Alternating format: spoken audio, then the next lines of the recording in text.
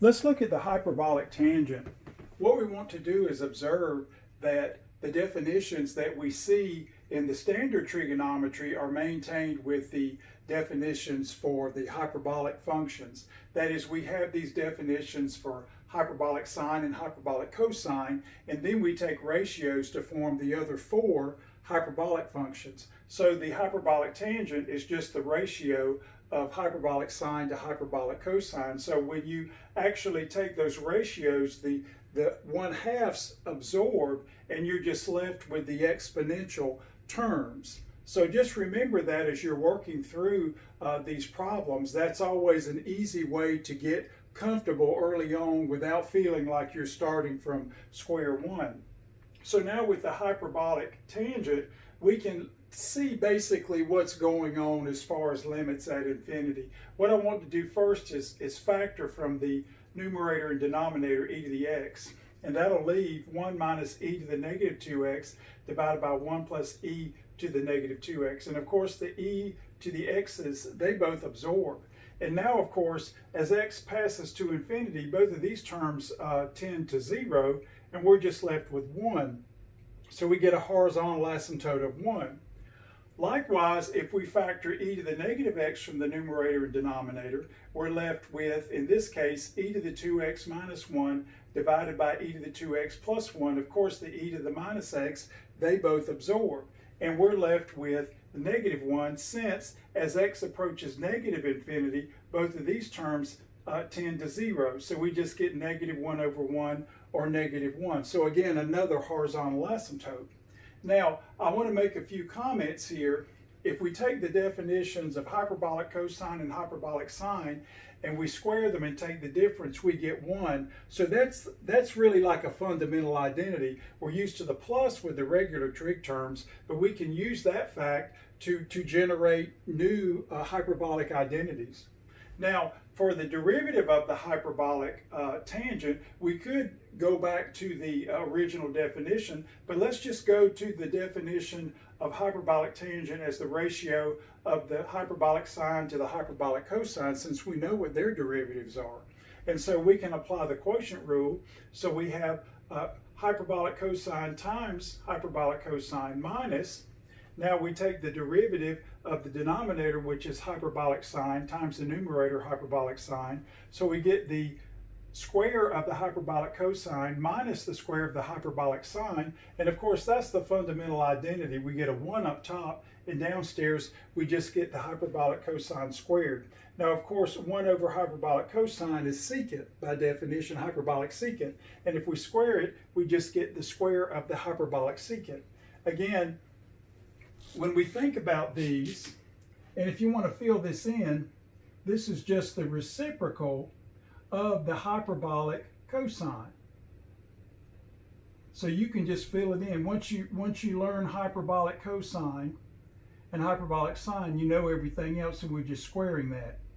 Now what's good about that is that this helps us with the graph. We know it's bounded between these two horizontal asymptotes, but this is always positive. So not only does that mean that the hyperbolic tangent always increases, it's always 1 to 1 too. So we have this nice increasing function that looks similar to the cube root function from college algebra, but of course very different because it's bounded.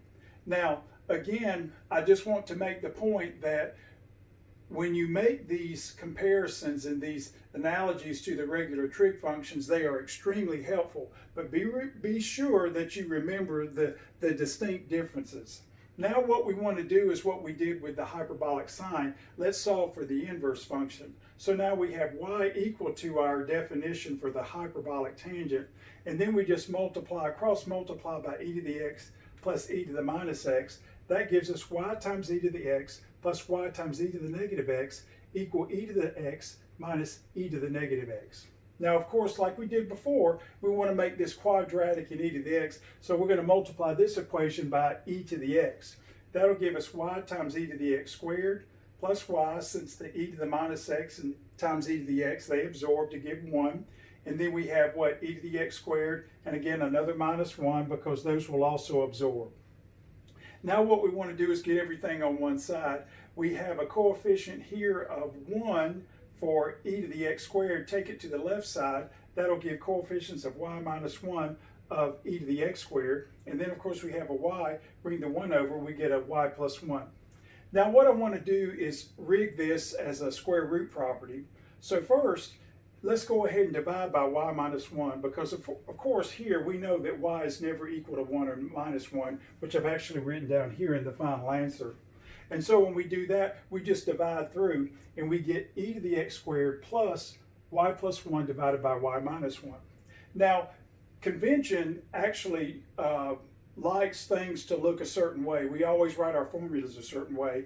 But first, what I want to do is introduce two negatives. So I'm just going to say replace the plus with two minuses. So I have minus and run the negative through. I'll have a negative y minus 1 divided by y minus 1.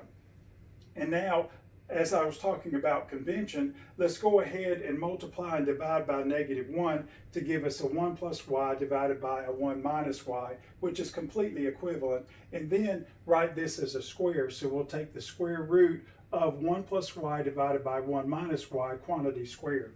Now, of course, that's ready to be factored, or the square root property. So this will just demand that e to the x equal plus or minus the square root of 1 plus y divided by 1 minus y.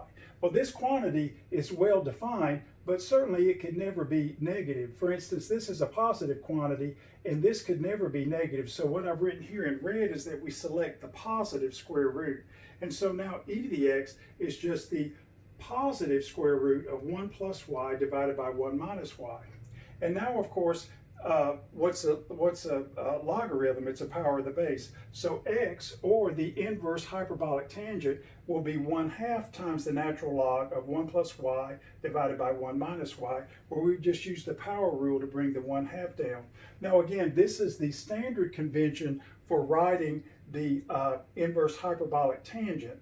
Now again, like I say, it wouldn't matter if you didn't adhere to this, but since the literature tends to write things a particular way, it's good to get used to that. So now, just like we had for the inverse hyperbolic sine, we now have a formula for the inverse hyperbolic tangent, which has this form, and here are the bounds on y. And of course, what we'll do is we will use this to compute a derivative and then rig another integral formula like we did for the inverse hyperbolic sine.